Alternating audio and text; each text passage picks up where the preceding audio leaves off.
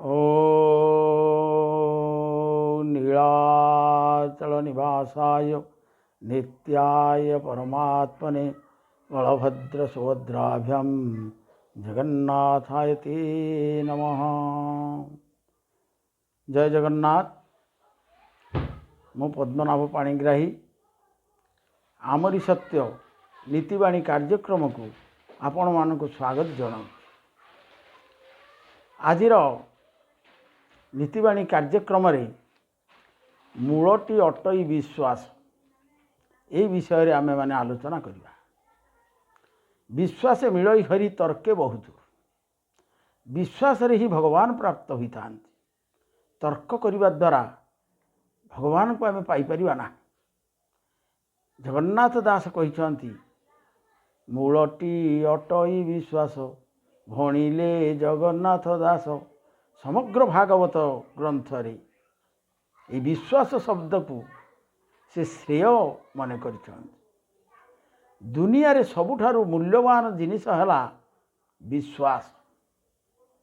जहाँ को अर्जन करने को वर्ष वर्ष धरी लगी थाए किंतु हराइबा पई गोटे मुहूर्त लगी थाए। पुरा काल रे लोक माने निज विश्वास द्वारा ही ईश्वर को संतोष साधन कर पारि थांती। यही विश्वास बलरू विश्व जगतर सृष्टि है। अदृश्य विषय दृश्य विषय सृष्टि है।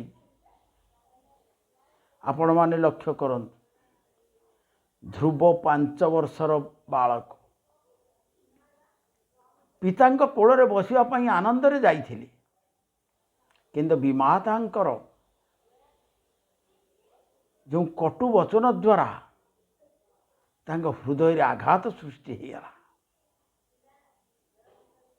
विमाता कहिले मोरी गर्भरु तू जन्म हेले पितांक कोଳରେ बसि पारि।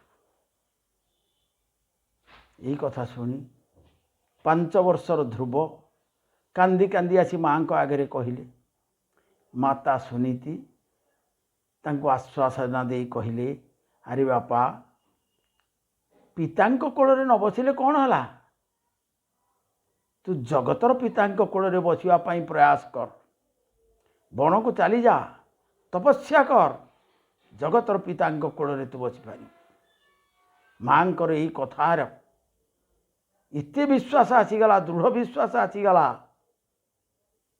सबु किछि छाड़ी 5 वर्षर बालक ध्रुव वन को चली गए। आ से विश्वास बल हिंस्र जंतु माने मध्य तांको आक्रमण कले नाही। से दृढ़ विश्वास बल साधु सन्तंकर साक्षात हो गला। देवर्षि नारद आसी पहुँची गले। तपस्या करिवारु बारण कले। बहुत लोभ देखैले तथापि दृढ़ विश्वास है मु भगवानंकर मु जगत पितांकर कोଳରେ बसी तार मार्ग प्रदर्शन करदेले देवर्षि नारद। ओं नमो भगवते वासुदेवाय 12 अक्षर जो मंत्र से मंत्र को जप कर हृदय मध्य भगवान को देखिपार। बास ये हूँ दृढ़ विश्वास ध्रुवंकर। भक्त प्रह्लाद भगवान नाम रे एते विश्वास करथिले। से दृढ़ विश्वास जोगु पिता हिरण्यकशिपु जेते जंत्रणा देले जेते दुख देले जेते कष्ट देले सबुतिर भगवान तांको रक्षा करदेले। विराट दंताहास्तिर पाद तले पकईदेले भगवान रक्षा करदेले। उच्च गिरी शिखर तल को पकईदेले भगवान रक्षा करदेले। नाग मानक भितर पकईदेले नाग गुड़िक पुष्पमाल्य परिणत हो गला। आपण माने लक्ष्य करंतु से नामर भरोसा नाम उपर एते विश्वास थिला प्रह्लादंकर। से भगवान को स्वयं नृसिंहदेव को स्तंभ मध्य बाहर कर देखिले। यही स्तंभ मध्य मोर प्रभु अच्छा यही दृढ़ विश्वास रही। प्रभु साक्षात प्रकट हो गले। माँ सबरी गुरु मतंगंकर जो कथा यह धाम परित्याग कला बेले कहले अरे माँ मु सीना चली जाऊँ भगवान को दर्शन कर पारली नहीं किंतु तोते आशीर्वाद देउची तू भगवान राम को दर्शन करिवु। यही गोटे कथार एत दृढ़ विश्वास हो गला जे युवती अवस्था जरा अवस्था को आसीगले वार्धक्य अवस्था आसीगला अंटा नईगला बाड़ी धरी धरी चलिले तथापि विश्वास रहा मो प्रभु आसवे प्रतिदिन मिष्टान्न फल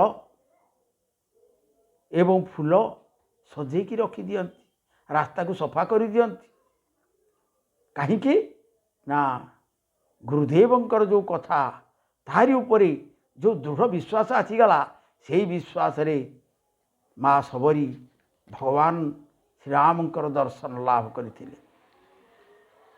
आपण माने लक्ष्य करिथिबे दासिया बाउरी भक्त बलराम दास गणपति भट्ट तुलसीदास भगवान जगन्नाथंकर साक्षात स्वरूप को दर्शन करथिले। ये विश्वास जो भावे नड़िया को बढ़ाई देला भक्त दासिया हस्त प्रसारीण ग्रहण कल नीलाचलिया।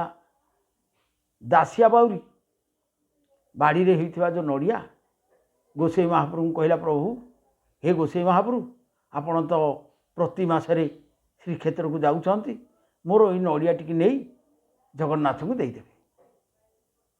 आउ मन रखिथिबे जगन्नाथ जदि हाथ बढ़े मो नड़िया को नेबे ताले से नड़िया को देबे नहले मते आनी मो नड़िया फेरई देबे। यही जो दृढ़ विश्वास थिला ये दृढ़ विश्वास रे भगवान जगन्नाथ शरण रक्षण महाबाहु हाथ बढ़े दासिया बाउरी से नड़ियाटी को नहीं जाइथिले। आ गोटे कथा लक्ष्य करंतु बलराम दास जेतेबेले रथयात्रा होउची रथ ऊपर को चढ़ीगले बेश्या घर आसीची बोली मन करी पन्ना माने तक गला धक्का दे तल को पेली देले आखिर धार धार लुह बहीगला चलीगले चक्रतीर्थ को। चक्रतीर्थ तीनटा बाली रथ तैयार करदेले कहले प्रभु मोर जदि दृढ़ विश्वास अच्छी आपण जदि मोर मु जदि आपणकर ताहले आपण आसी एठी पहुँचे रथ आउ चलबनी ठीक से ही गला दृढ़ विश्वास जो आ रथ चलला नहीं से बाली रथ रे प्रभु विजय ही गले। गणपति भट्ट दर्शने आसी अनेक दूरु गजानन बेसे दर्शन देले हे महामेरु। महाराष्ट्र गणपति भट्ट आसिले श्रीक्षेत्र को ब्रह्म दर्शन करने से तो गणपतिंकर भक्त से भाविले ये होउछन्ति गणपति ये होउछन्ति ब्रह्म किंतु देखिले हाथ नाई गोड़ नाई खंडिया तेणु फेरी जाउछन्ति जने कालिया ब्राह्मण कहले हे सेवक कुआड़े जाउछ ना कौन करी ब्रह्म दर्शन करने को श्रीक्षेत्र को आसीथिली किंतु देखुची हाथ गोड़ खंडिया ये ब्रह्म नुहति ना टिके चाहिदेल स्नान मंडप को चाहिदेले गणपति भट्ट तांकर आशा पूर्ण होगा। जो विश्वास थिला मु गजानन बेश दर्शन करी से विश्वास रे प्रभु गजानन बेश हो गले। तेणु यही भली 750 कोशरू डाकी लासाल वेग बड़गंडी ठारे रहिला रथ हे महाभाग। 750 कोश दूर रे सालवेग थिले मोह जीवा जाए नंदी घोष थिव रही जगबंधु ए गोसाई डाकिले बड़गंडी ठारे रहीगला रथ।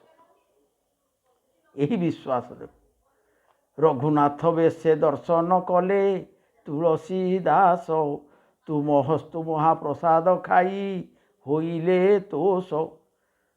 तुलसीदासंकर विश्वास थिला से रघुनाथ को दर्शन करेंगे श्रीक्षेत्र में किंतु आसी जितेबले देखुंत यही भली अपूर्व रूप